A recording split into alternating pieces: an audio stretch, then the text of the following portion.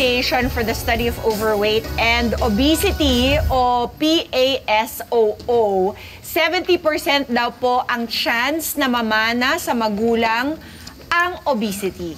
At hindi ito healthy para sa ating mga chikiting dahil ang obesity ay isang health problem na mayroon masamang epekto po sa kalusugan and also sa psychological po ng mga bata. Yes, kaya naman ngayong umaga ay makakasama po natin si Doc Noreen Ismino, isang general pediatrician. Nabibigyan po tayo ng impormasyon tungkol sa child obesity. Good morning, Doc. Good morning, Doc. Good morning!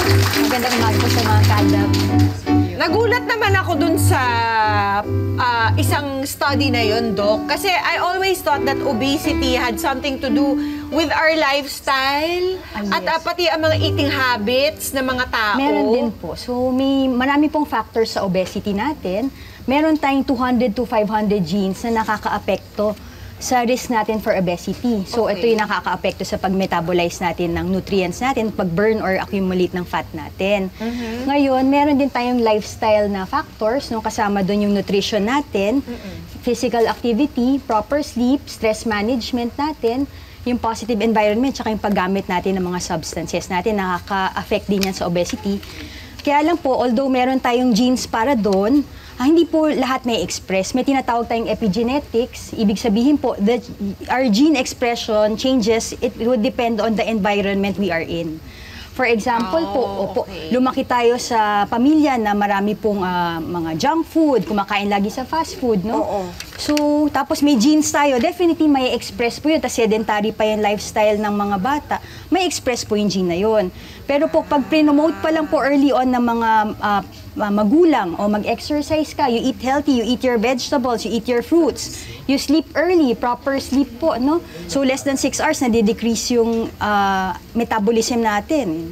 So, yung depende sa type of food also natin. Tapos yung, ngayon po kasi, yung mga bata po, sa studies po na 2022, yung physically inactive po ang Philippines, isa sa mga #1 na physically inactive teenagers po. Kasi gadget na lahat, 85% of teenagers po sa 2022 survey, physically inactive po. 85%? After lockdown, for sure. Opo. Tapos ang prediction po with obesity po, by 2030, 30% of our teenagers will be obese. Doc, pwede mo ba kami bigyan ng numbers, ng percentage? Halimbawa, year 2010, yes. ganitong percentage lang, ngayon tumaas na ba? Yes po, naggawa po ng survey yung DOST FNRI natin, no?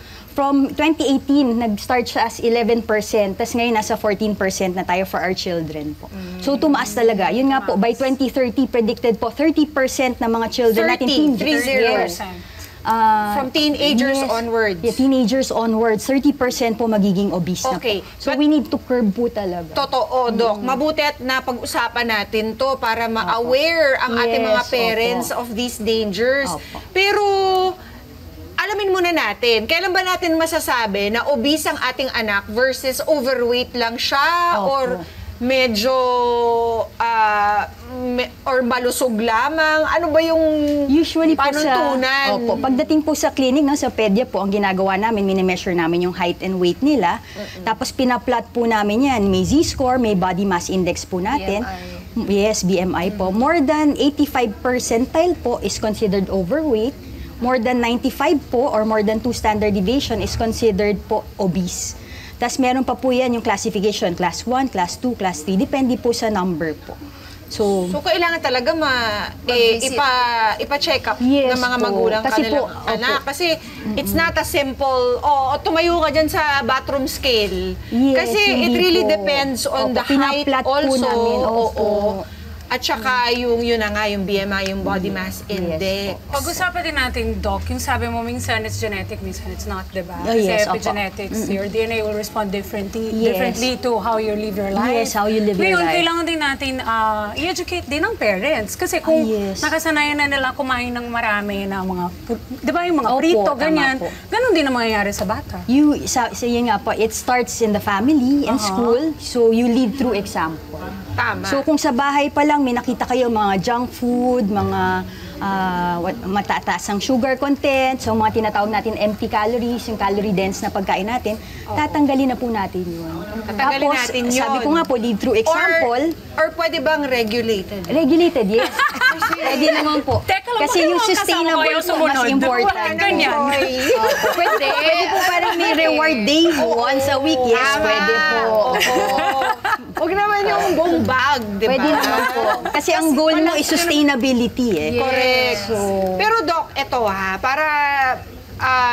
para talagang gawin talaga sadyain talaga nila yung pagkokontrol ng kinakain ng kanilang mga anak. Ano ba yung mga posibleng mangyari sa kanilang mga anak at sa kanilang kalusugan kapag naging obese na?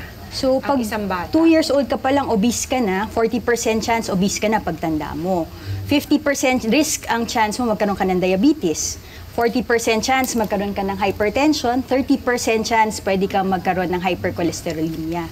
So, may mga sakit din na pwede mong makuha. No? Bukod po dun sa diabetes, hypertension, hypercholesterolemia, pwede kang magka-sleep apnea, osteoarthritis, yung anxiety natin, depression natin, yun, nagmamatter din po yung mga ganun. Oo nga, si Amiga was asking, why does it affect even our psychological well-being? Yung pagiging Yes, obese. Because siguro, I can imagine, siguro baka tuksohin sa school. Yes, isa na po yan, yung self-image natin, yung self-esteem natin, very important yan early on, di ba po? So, kumbaga, siyempre sa society natin, yung pressure din po to be thinner, Di ba? medyo grabe din po yung pressure. be body shamed. Yes, to be body shamed. So, yun po, yung pressure po nun sa mga bata, no, as early as yung mga 7 years old namin, gusto kong magda-diet na ako kasi parang K-pop daw po kasi yun yung uso ngayon. So, ang grabe po yung pressure sa mga kabataan to maintain the weight. Ano And po yun po ang nagre-result sa negative self-esteem tsaka negative body image po nila. Doc, if nag-exercise naman din yung mga bata, malaking tulong din yan sa actually even mental health nila. Yes. When you exercise, definitely you release serotonin po. It makes you happier. No? Kasi dati yung mga bata, nakakatulong po talaga. naglalaro sa labas, di ba? At Yes. tayo may mga ginagawa sa labas. Ano po yung advice niyo para sa mga parents na yun? Kasi mahirap na control. Mahirap po talaga. Kasi with the advent of gadgets po talagang sedentary yung mga bata natin. Tapos, also, hindi naman din ganun ka-safe na sa labas na maglaro, no? So, ang ginagawa namin, yung play po kasi, play with the parents, no? Not only exercising sa mga bata, actually sa parents din po. So, considered moderate intensity physical activity na to play with your children po. So, 10 to 15% play, ano na po yun, exercise na rin po sa magulang. So, Doc, yung mga go ahead. Ems. Gusto ko lang itanong si Doc, kasi for sure marami nagpapa-check up sa inyo, Doc. Opo. Pag ba nagpa-check up sila, tapos nalaman na obese yung kanilang anak, pagbalik ba nila, nasusolusyonan agad, Doc? Hindi agad-agad. Bakit daw po, Doc? Anong naging Hindi problem, agad-agad. Doc? Siyempre, nakikita nila sa classmates nila, kumakain din ng junk food, may soft drinks, may kumakain sa fast food, no? Pag binigyan sila ng reward, sasabihin, kakain tayo sa fast food. Kakain tayo sa labas. Kakain tayo sa Yun ang magiging labas. reward, eh. Oo. So, ang effort talaga not only comes from the family, but also from school and the society po. No? Environment. Malaking factor po. Isang bata lang yata yung kinakitaan ko na nanlibre kasi yung kaklase niya ng fast food sa class. Binalik niya sa nanay niya yung dapat kakainin niyang fast food. Hindi niya tinatch. Wow. So, bihira yun talaga. Tapos yung isa pang bata, talagang tinanggihan yung candy. Ang galing. Wow. Meron po kasi pag you start early on, like you start before 1 and then yung before 3 years old na you introduce vegetables, fruits, sila na po mismo ang magsasabi na, ayoko ng junk food, hindi I've yan. seen it Opo. also. Yes, Totoo opo. yan.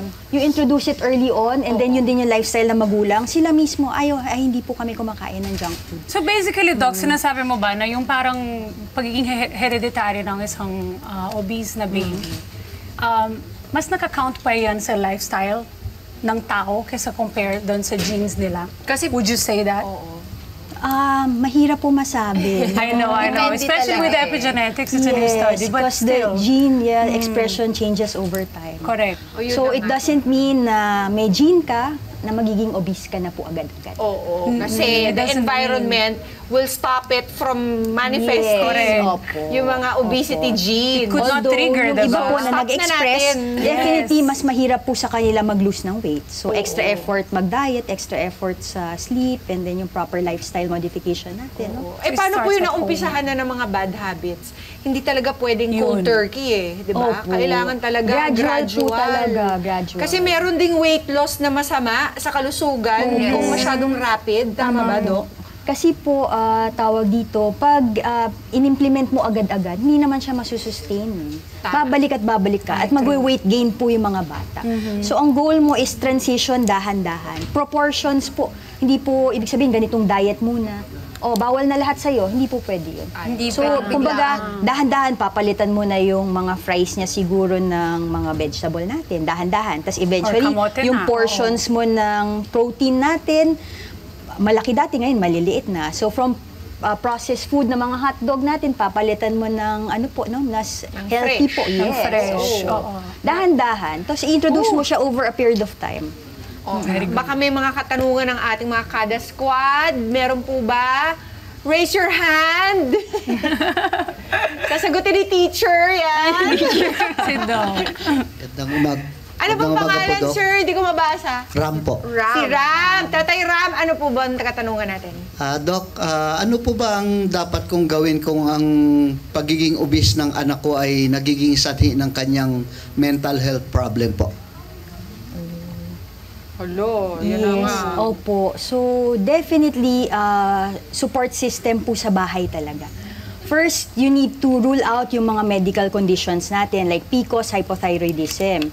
Yes. Opo. Second, it starts nga po sa bahay. So, definitely, support system po eh. So, tatanggalin nyo na lahat.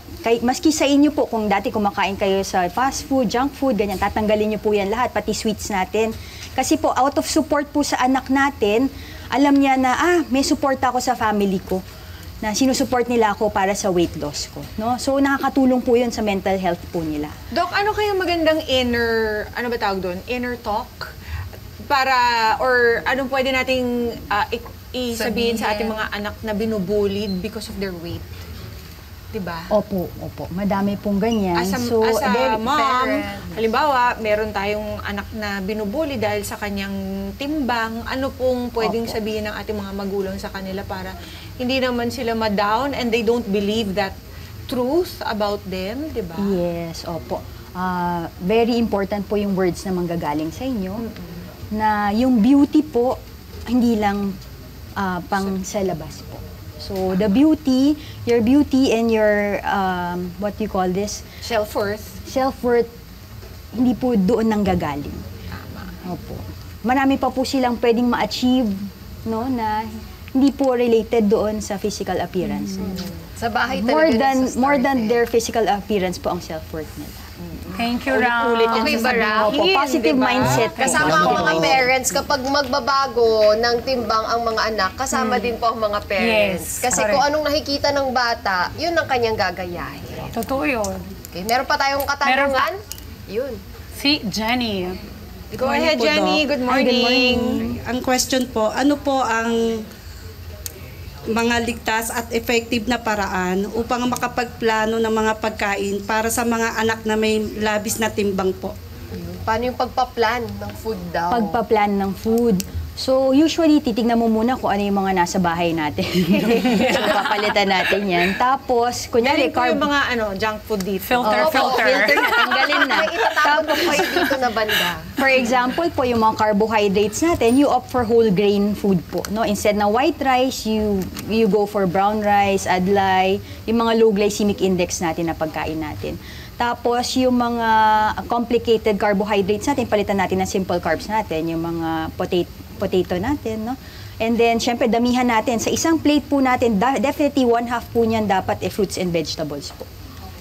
So, yun po, makakatulong po yun na And ganong definitely, planning po. Mami Jenny, planning. Yes. Yung pagpaplano mismo, makakatulong ng malaki yan. Kasi kapag, halimbawa, nagpapanik na tayo in the morning, papasok na sila sa school, you'll just grab whatever's there. And kalimitan, ang pinakamadaling i-grab, yung, alam mo na, chicheria. Mga ready to eat, which are very processed. Oo, Yeah. yung mga nakapackage na ganyan, na matatamis, di ba? Kaya planning ahead talaga, no, Doc? Siguro another Is na already half pwedeng, the battle. pwedeng idagdag doon, Mama Ping, though wala pa akong anak. Pero nakikita ko kasi sa'yo, pag weekend, Mami Jenny, pwede yun maging bonding nyo, maging creative sa paggawa ng mga healthy food. Yes, Para oo. yun yung pangbaon the next few days. sa Or mga ng menu anak. planning. Dapat kasama sila. Oo. Para sureball, ubos. Di ba? Nakakasakit ng damdamin yung pinlano Pag-uwi? mo, tapos pag-uwi, parang hindi na... Nobody touched it. Hindi na galaw. Ouch! So, dapat kasama sila para alam nila gaano kahirap gawin yun para kakainin din nila. Tama. Salamat, Jenny. Meron pa po ba tayong mga... Yes, ma'am. Go. Jo, si Ma'am Jo. Hello po, Doc. Good Good morning. morning. Meron po ba, Doc, na ibinibigay na gamot para sa batang obesity? Ay, Depende po sa classification, no? So, pag mga mild obesity po, ang ginagawa natin talaga lifestyle modification po. Pero po, dun sa mga severe cases natin, we have medications for that na FDA approved, pero it would depend po, kailangan po talaga makita ng doktor. So, may iba-ibang gamot po yan, phentermine, bupropion, yung mga Ozempic natin. naku. Available Sorry. po ba? Hindi po siya available over the counter. Let's not make it Hindi sikat here. Hindi po advisable. It's because, tawag dito, for severe obesity lang po siya. So, it would depend din po, case per case basis po. So, kung may risk kayo for diabetes, cancer, hindi po siya advisable. Idagdag ko na rin siguro, Doc, no, Mami Jo. Kasi marami na ngayon yung sa natin parang sa market yung mga pampabawas ng timbang. Yes. Ganyan. Ano kayang ma-advise mo sa kanila, Doc? Kasi baka mamaya yun yung bilin nila para agad-agad mag-lose ng weight yung Opo. mga anak nila. So, sa studies po kasi, no, actually, yung iba pong mga gamot na yan, hindi pa po studied yan. Konti lang pong FDA approved, yun nga po, kailangan ma-check pa ng doktor. Hindi natin So, alam may yung psychological assessment yan, tapos kailangan din po, i-check din po for other diseases po, bago yun ibigay. Tapos yung mga available po sa market, madalas hindi po FDA approved, so delikado po, hindi po siya studied. Yung mga FDA approved lang po, yung naaral po. Pati yung mga adverse effect nila naaral. Opo, pero bihirang-bihira po yan. Tapos ang sabi po sa studies na pag medication alone, hindi siya ganun ka-effective.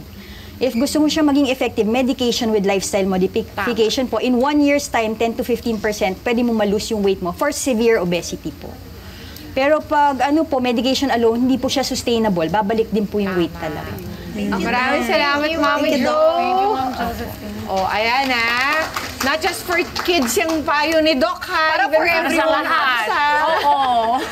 Okay, kaya Doc, for further consultation, maaari po bang ibigay ang inyong mga contact details or social media handles? If meron. Opo. May Facebook page po kami sa Esmino Clinic. Nagpa-practice po ako sa Batasan and Montalban area tsaka sa San Mateo Medical Center.